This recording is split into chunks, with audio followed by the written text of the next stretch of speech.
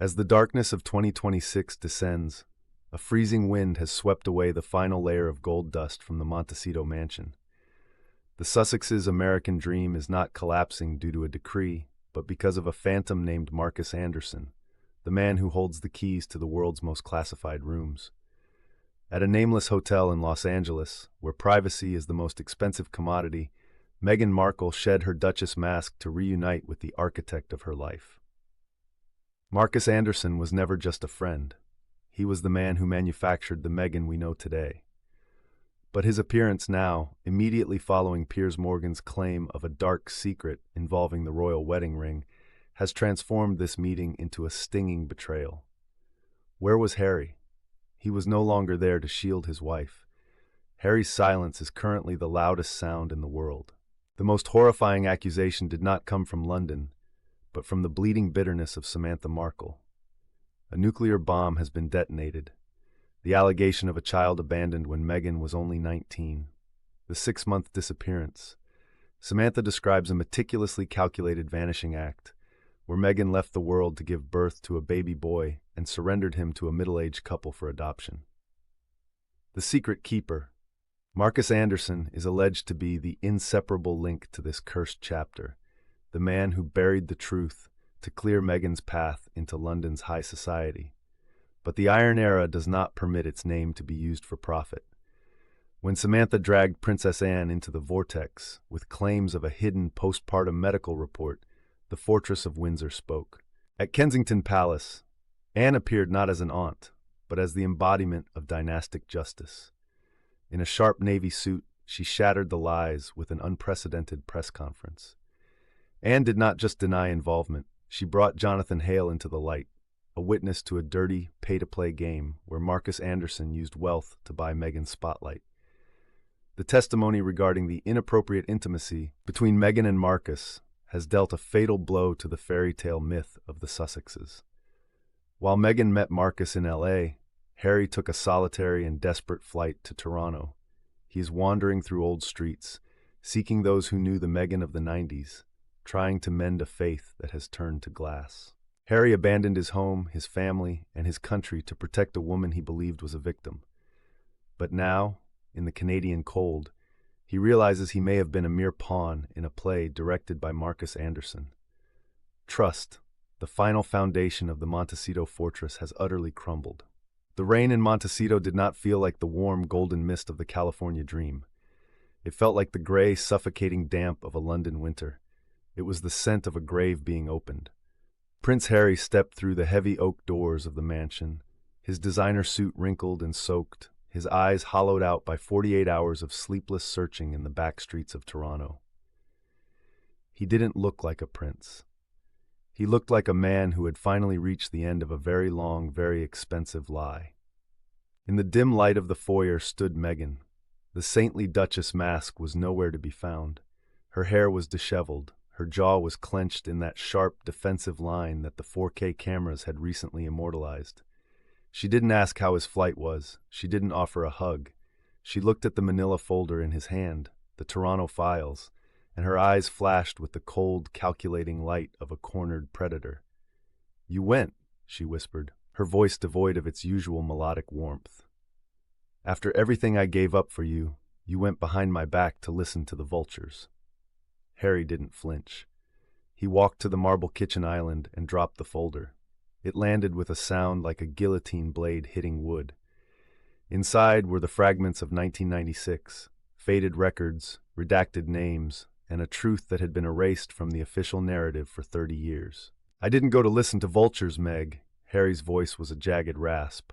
"I went to find my wife, but I couldn't find her. All I found was a girl who vanished for 6 months in the 90s. All I found was a child who was never supposed to exist in the history of House Windsor." Meghan let out a sharp, bitter laugh, but it didn't reach her eyes. The long blink of contempt, the one Princess Anne had so ruthlessly highlighted, returned. "Samantha is a liar, Harry. You know this. She's a parasite feeding on my blood," she hissed. "It wasn't just Samantha," Harry countered, his hands trembling as he pulled out a series of internal Soho House memos. "It was Marcus. It's always been Marcus. He pointed to the documents detailing the pay-to-play schemes and the intimate, candlelit corners of Toronto film sets. He didn't just help you get a job, Meg. He helped you bury a life. He's the architect of the woman I married, and he's the one who's been holding the strings of our marriage since the day we said I do. The air in the mansion became suffocating. The iron era of London felt 1,000 miles away, yet its presence was absolute. Harry realized that Princess Anne hadn't just exposed a secret. She had granted him the permission to see what was right in front of him all along. "I abandoned my father while he was dying of Parkinson's," Harry cried out, the pain finally breaking through his stoicism. "I drew a sword against my brother.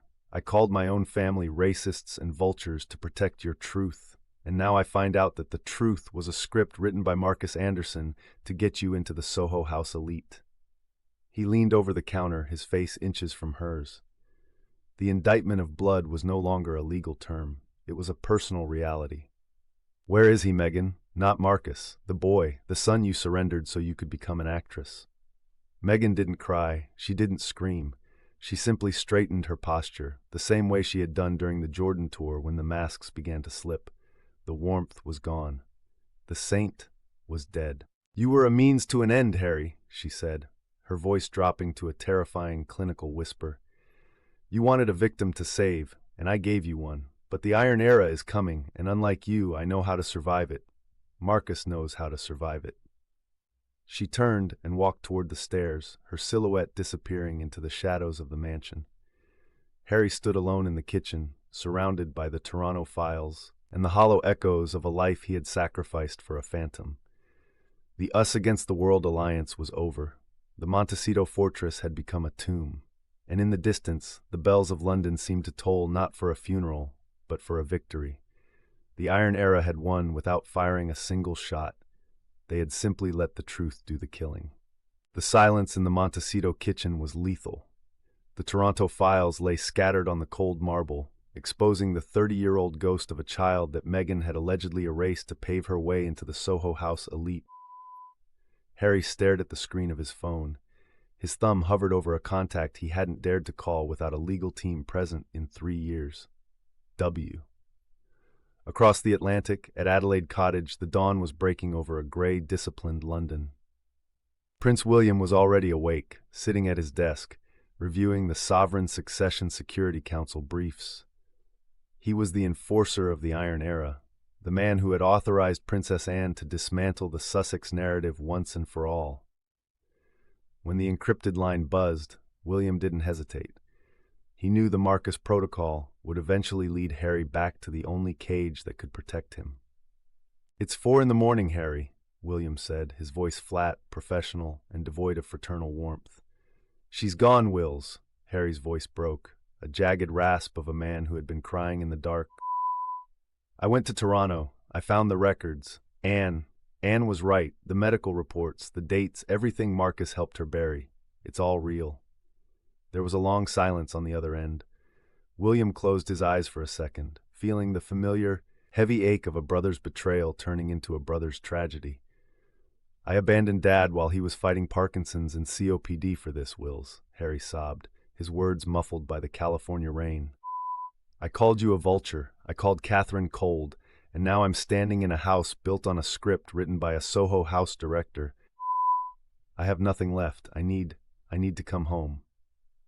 William stood up and walked to the window, looking out toward Windsor Castle, the ancient stone fortress that had outlasted every scandal for 1,000 years. He wasn't the brother anymore. He was the crown.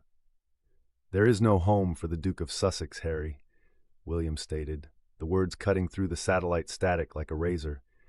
"The Iron Era has no room for sentiment. If you return as a private citizen under house arrest. No HRH, no titles, no security detail outside of what I authorize." "I don't care about the titles," Harry whispered. "Just get me away from the masks. Get me away from Marcus." "Then listen carefully," William continued. "Catherine has prepared a suite at the guest lodge in Windsor. It is a sanctuary, but it is also a cell. You will be monitored. Your communications will be archived. You will leave Meghan and the American Riviera brand behind permanently. You come alone. No cameras, no Netflix. No leaks. Harry looked up at the stairs where Meghan had disappeared into the darkness of their $14 million tomb. He realized that his Us Against the World alliance was just a beautifully lit set piece in a play directed by Marcus Anderson. The children, Wills, Archie, and Lilibet, they can't stay here with her, not with Marcus holding the strings. The Sovereign Succession Security Council has already drafted the extraction plan, William replied, his voice regaining its chilling, clinical precision. Archie and Lilibet are blood. They will be retrieved and brought into the king's guardianship. But you must sign the surrender documents the moment you touch down at the military airfield. Harry closed his eyes. The fairy tale was over. The Montecito dream had dissolved into a 4K nightmare of contempt and deception. "I'm coming," Harry said. He hung up and looked at the Toronto files one last time. He grabbed a single photograph of a young, smiling girl he no longer recognized and walked out into the California rain. Behind him, the mansion stood silent, a monument to the most expensive deception in royal history. The Santa Barbara private airfield was a ghost town at 3 a.m. Under the flickering amber lights, a black SUV sat idling near the hangar. Prince Harry stood by the open trunk, his hands trembling as he checked the children's passports, the small, navy blue books that represented their only remaining link to the Iron Era. Archie and Lilibet were asleep in the back seat, oblivious to the fact that they were being extracted from a $14 million tomb by a father who had finally run out of lies. But the Montecito fortress had ears, and the Marcus Protocol was already in motion. The screech of tires cut through the humid night air. A second vehicle swung onto the tarmac, its headlights blinding Harry as it skidded to a halt inches from his bumper. Meghan stepped out. She wasn't wearing the designer scarves or the humanitarian smile from the Jordan tour. She was wearing the raw, jagged fury of a woman who realized her primary assets were being stolen. "You think you can just take them, Harry?" she hissed, her voice a clinical, terrifying whisper. As she stepped into the light, the long, condescending blink of contempt returned, followed by the sharp clench of the jaw that Jesus Enrique Rosas had warned the world about. "You think the Iron Princess and the Queen of Shadows can protect you from what I know?"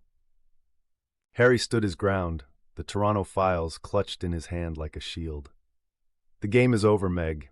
Anne has the medical records. William has the Security Council briefs. The staff at Wood Farm have already seen what happens to those who stay loyal to the wrong side." Meghan's left lip corner pulled upward, the universal sign for contempt.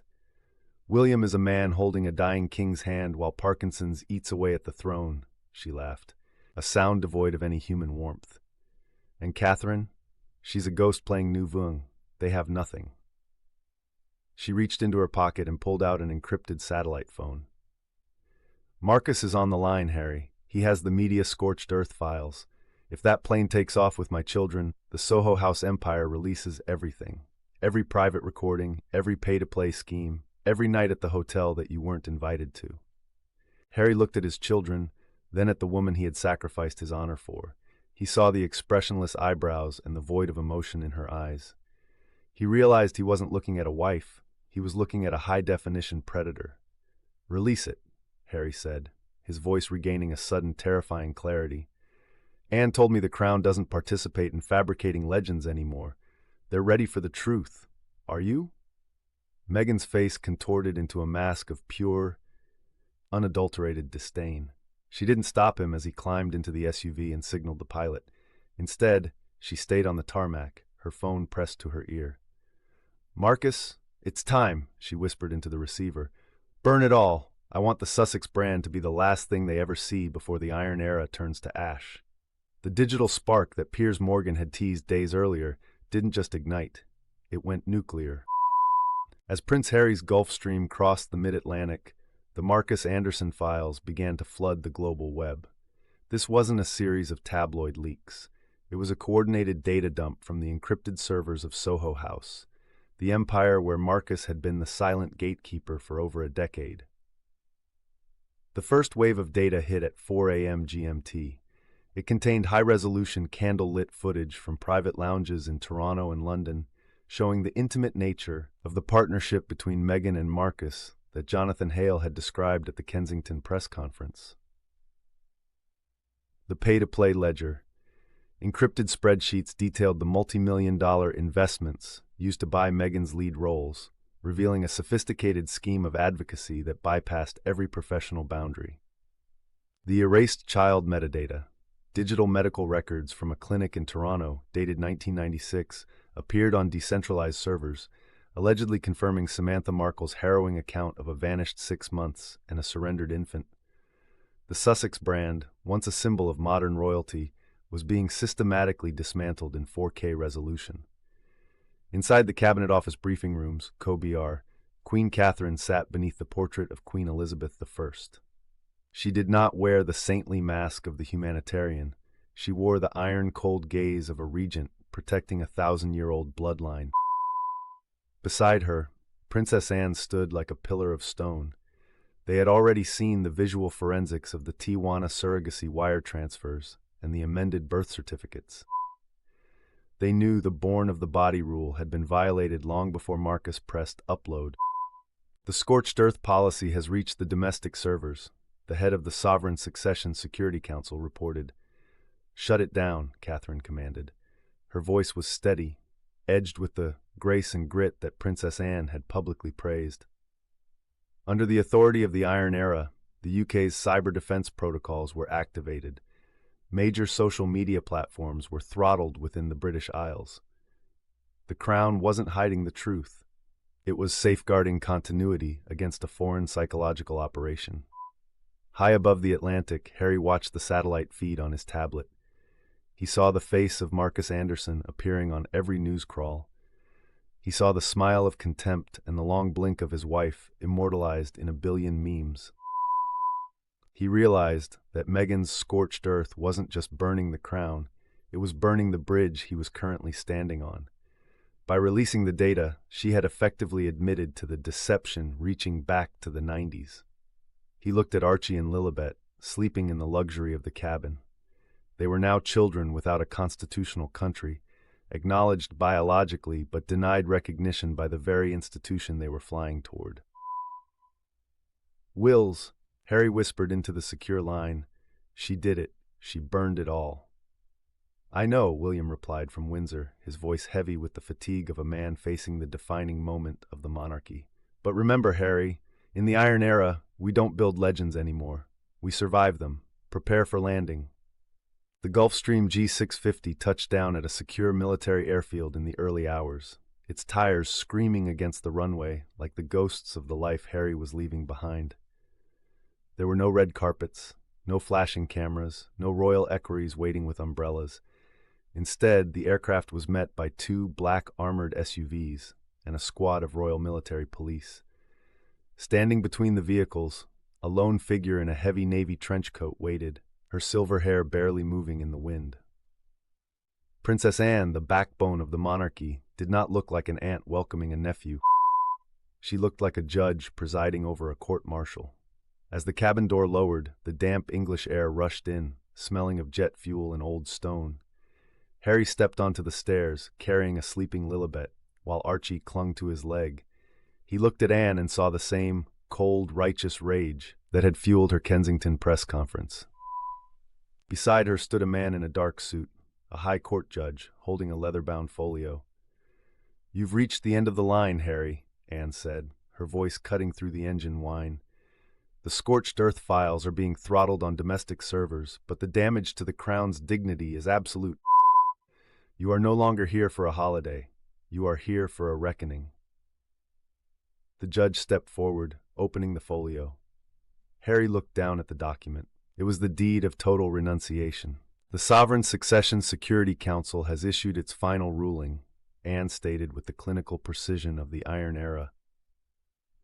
"Due to the irregularities in documentation, the lack of medical oversight by Crown physicians, and the evidence of gestational surrogacy, Archie and Lilibet are hereby denied constitutional recognition.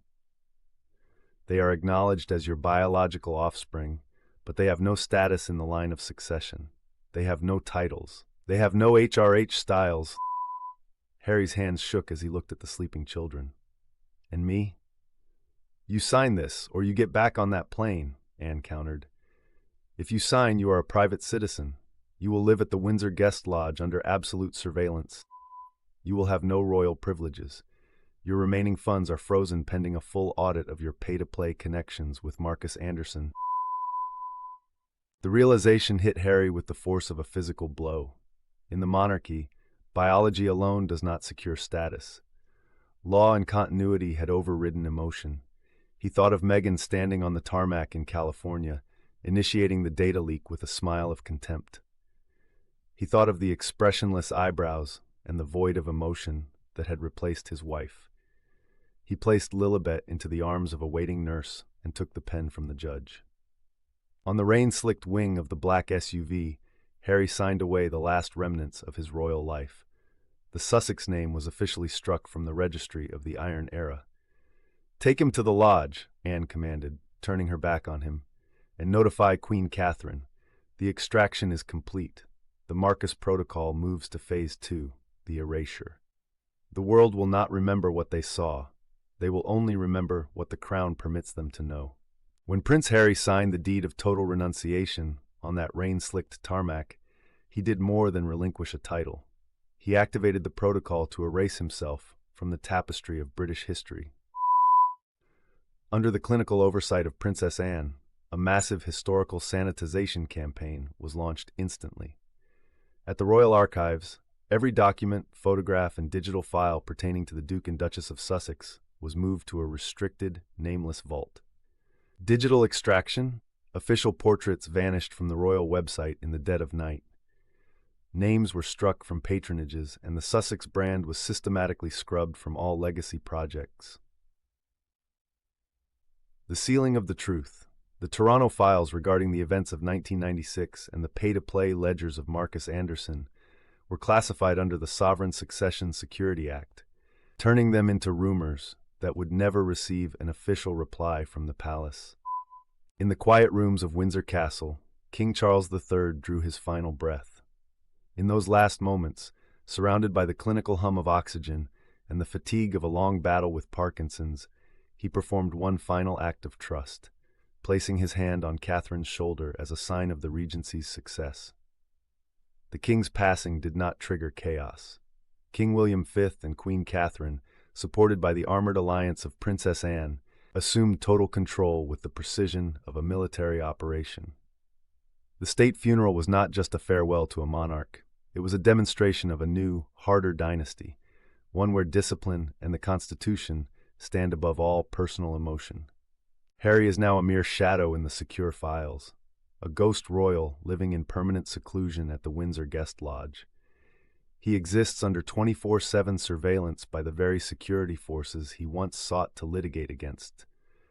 Archie and Lilibet, raised as private citizens under the king's guardianship, will grow up in the quiet English countryside, shielded from the 4K masks and the hollow dreams of Montecito. Across the Atlantic, Meghan Markle stands alone amidst the fragments of her scorched earth policy. Marcus Anderson and the Soho House empire retreated into the shadows the moment the royal conduits were severed and the Diana Trust was frozen. With no title, no funds, and no audience, the Duchess is left with an empty mansion and recordings that no one cares to hear. As the sun rises over London on the day of King William V's coronation, the erasure is complete. In the history books of the future, the Sussex Rebellion will be noted only as a brief anomaly that was successfully extinguished by the resolve of the Crown. The Crown never ages. It only grows colder and harder with every purge. The Iron Era has begun, and in this world the truth belongs to the one who survives.